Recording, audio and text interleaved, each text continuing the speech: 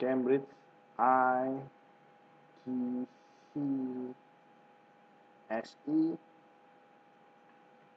paper 11 June 2016.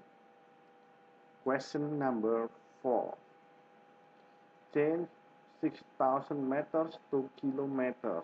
Okay, based from the conversion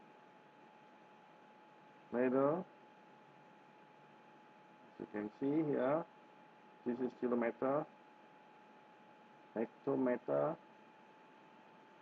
decameter, meter. Okay, so from meter to kilometer is spread by 1,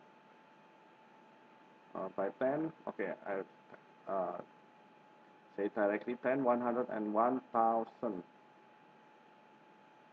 Okay, so when we change 60,000 meter to kilometer, we divide it with 1,000. Then we get 60 kilometers.